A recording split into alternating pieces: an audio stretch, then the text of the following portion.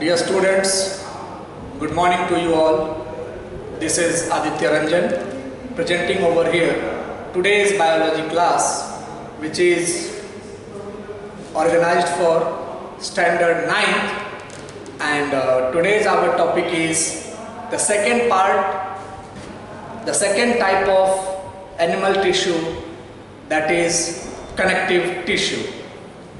So students, as we all know कि animal tissues जो हैं वो 4 प्रकार के होते हैं: epithelial tissue, connective tissue, muscular tissue and nervous tissue, neurons. तो in this when it comes to first type of tissue यानी epithelial tissue, it has already subdivided into 4 types, which are squamous, cuboidal, columnar and stratified epithelial tissues. We have already discussed about it. Now today we will discuss about the second type of our animal tissue, that is connective tissue.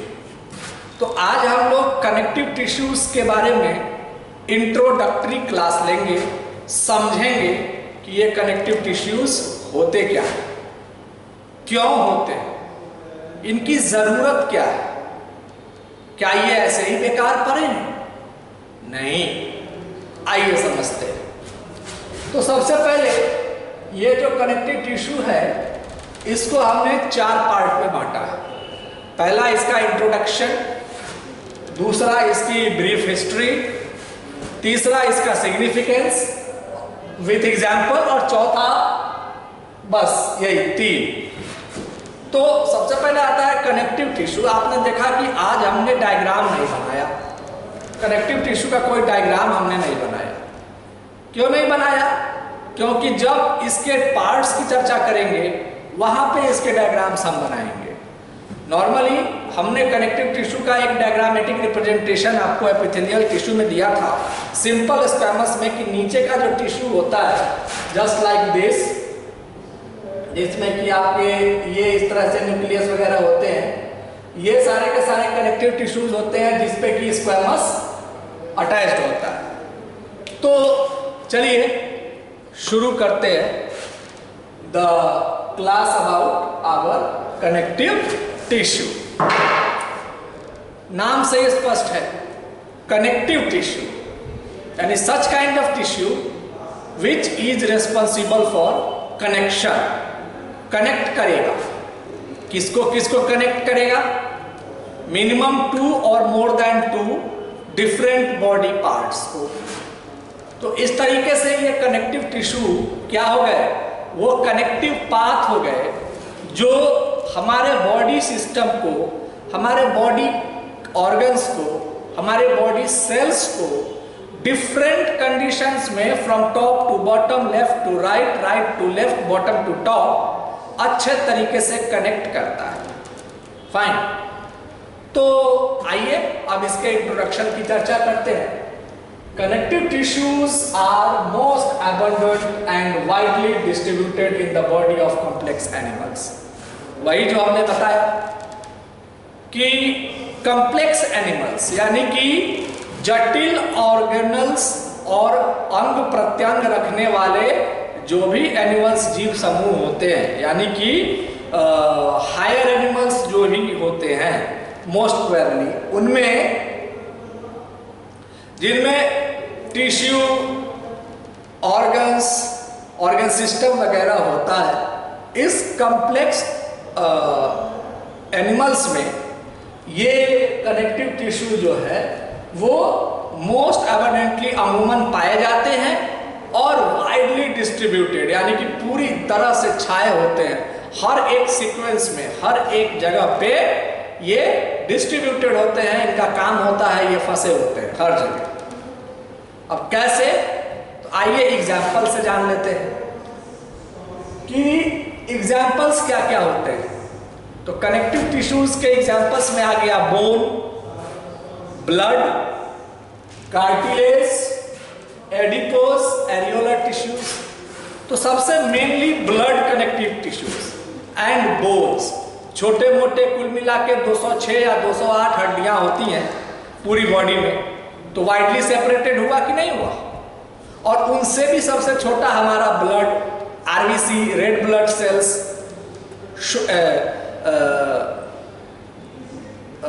लाल रक्त कोशिकाएं, फिर WBC यानी कि white blood cells यानी कि श्वेत रक्त कणिकाएं।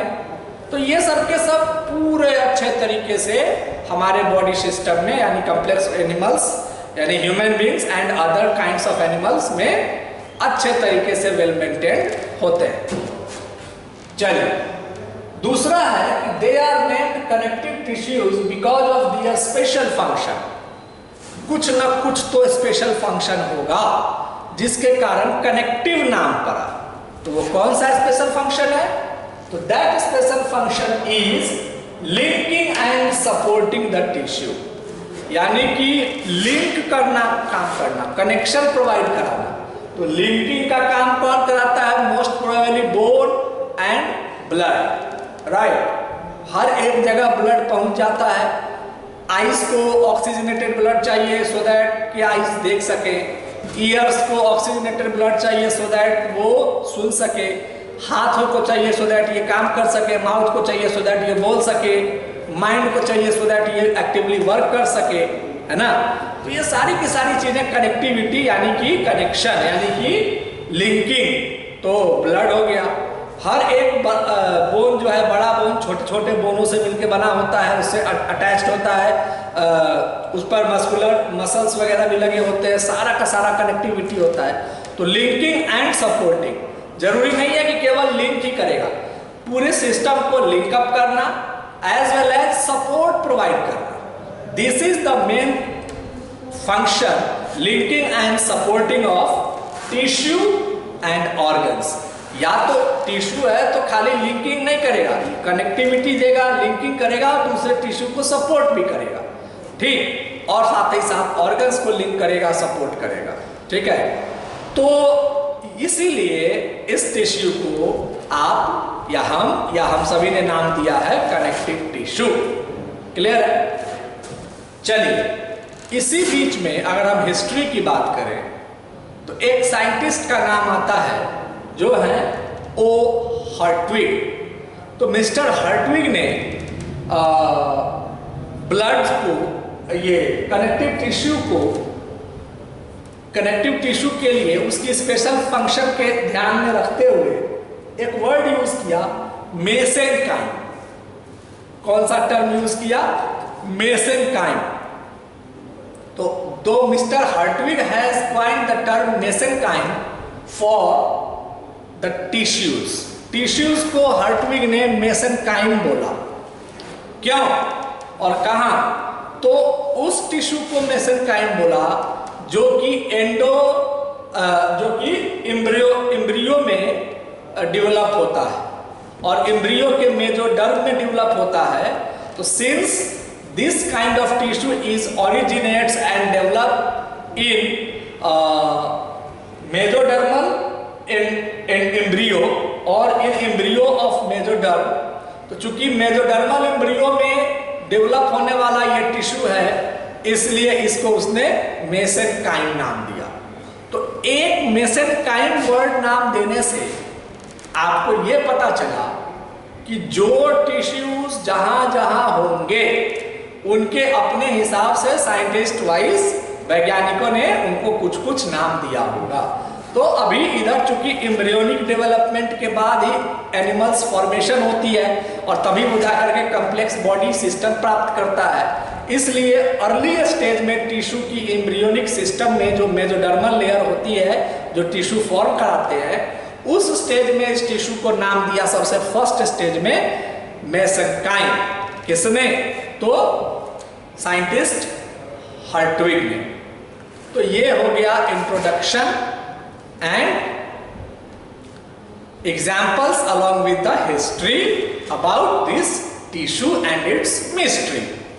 चलिए, नाउ सिग्निफिकेंसेस, आखिर क्या क्या चारित्रिक विशेषताएं हैं। अभी तो हमने देखा कि ये सेल्स जो हैं, ये ग्रुप ऑफ सेल्स जो है जिनको हम टिश्यू बोलते हैं, वो क्या है, फाइन, उनके एग्जाम्पल्स क्या हैं और वो क्यों एग्जिस्ट होते हैं।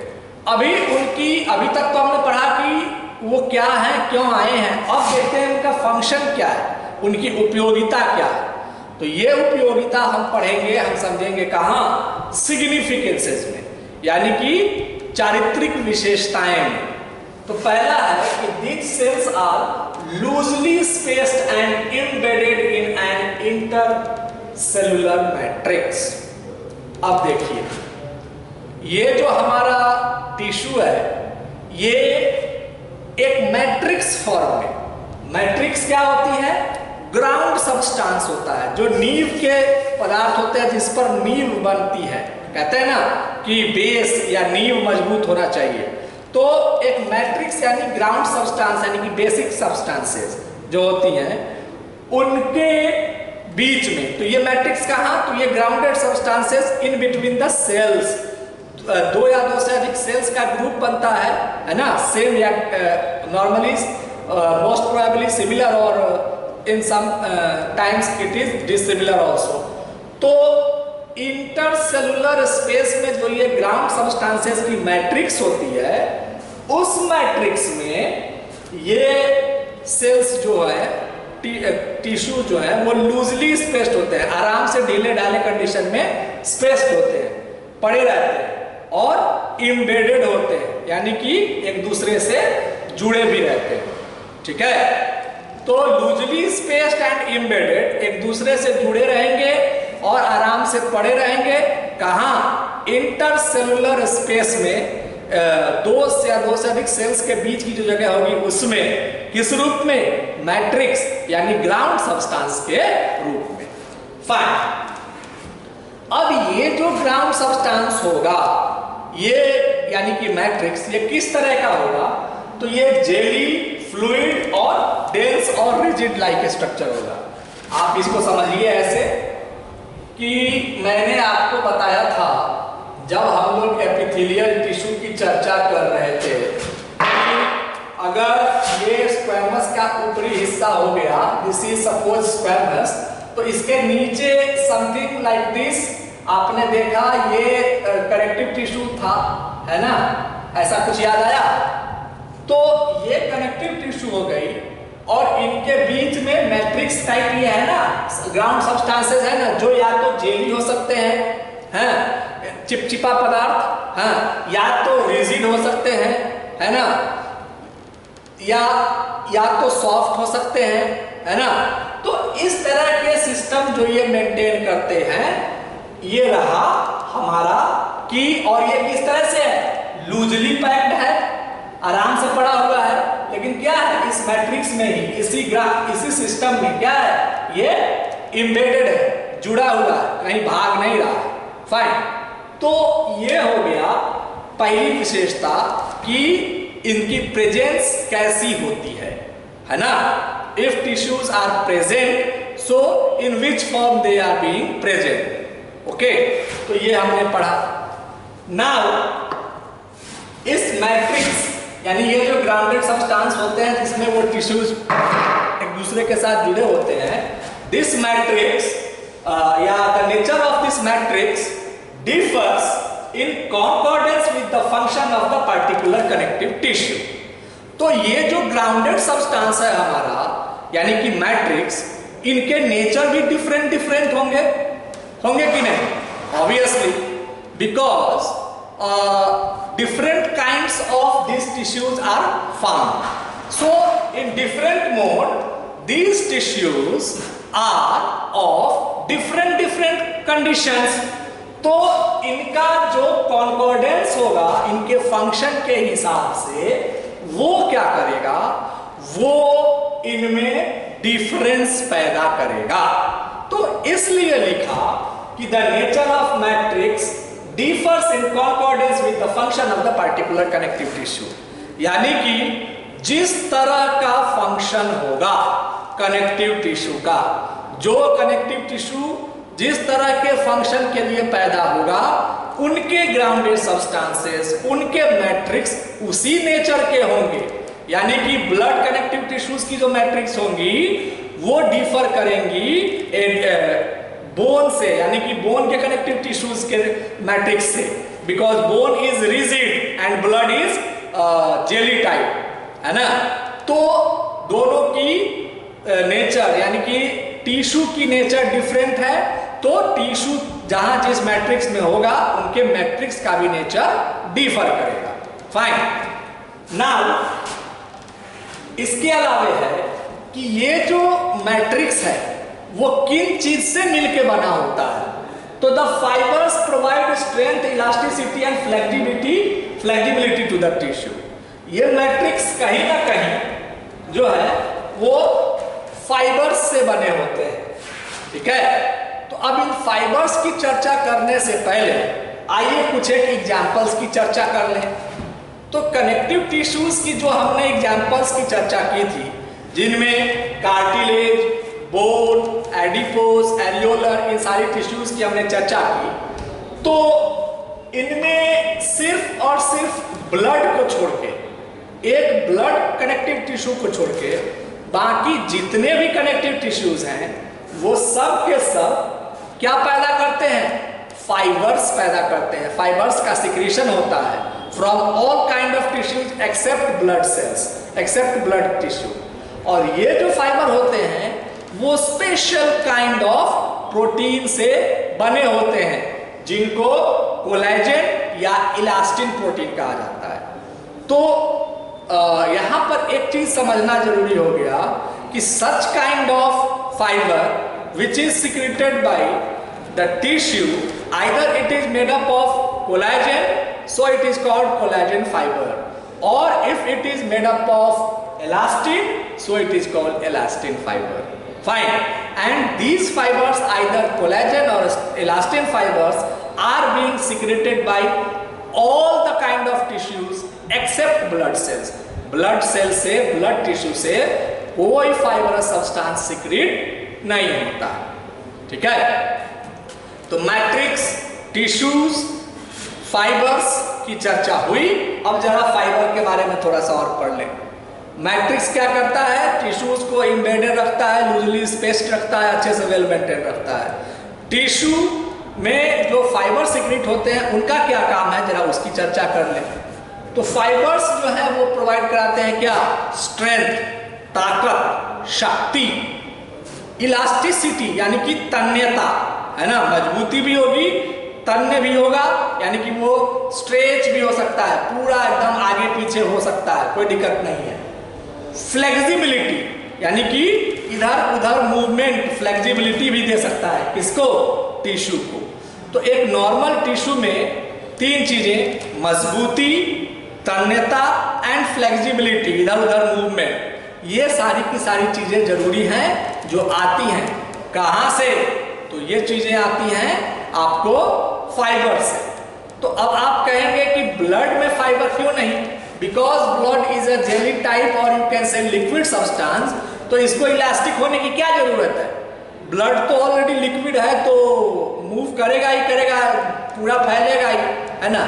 दूसरी बात, इसको फ्लेक्सिबिलिटी की क्या जरूरत है? लिक्विड तो वैसे ही फ्लेक्सिबल होता है कि नहीं। और तीसरा, ब्लड की जो स्ट्रेंथ है वो तो ऑलरेडी वेल मेंटेन्ड होती है। That's why blood is not secreting fibre for any extra additional either strength और इलास्टिसिटी और फ्लेक्सिबिलिटी फंक्शन। समझ में आया? क्लियर। अब आता है कि these cells also secrete modified polysaccharides which accumulate between cells and fibers and act as matrix. तो ये जो मैट्रिक्स है हमारा, ये किस चीज का बना होता है? तो ये मैट्रिक्स बना होता है पॉलीसैकेराइड से, है ना। कार्बोहाइड्रेट्स के तीन फॉर्म होते हैं, monosaccharides, disaccharides and polysaccharides, hydrocarbons है। तो पॉलीसैकेराइड मॉलिक्यूल से मिलके बनता है कौन? ये मैट्रिक्स हमारा जो ग्राउंड सपोर्टेड सिस्टम होता है। तो बाय दिस आज की इस क्लास में हम लोगों ने टिश्यू की इंट्रोडक्शन, उसके एग्जाम्पल्स, उसके सिग्निफिकेंसेस में स्पेशली मैट्रिक्स और फाइबर्स इत्यादि की चर्चा की। मतलब if tissue is present means why it is present, what is the meaning of tissue, what are the significances related to tissue, what are the substances which are responsible to maintain the existence in a proper amount of this tissue. Okay, like matrix and fibers, what is being secreted by tissue, so fibers in being secreted by tissue. What is the system which is will maintain to maintain the condition of internal condition of tissue, okay, to exist in nature, so that is matrix. तो इन तमाम चीजों की चर्चा हमने आज introductory class of connective tissue में की। तो by this today's lecture, today's class is being over right now. We'll discuss later on regarding the different types and many more things of this chapter of this topic related. So our today's class is over right now. Thank you.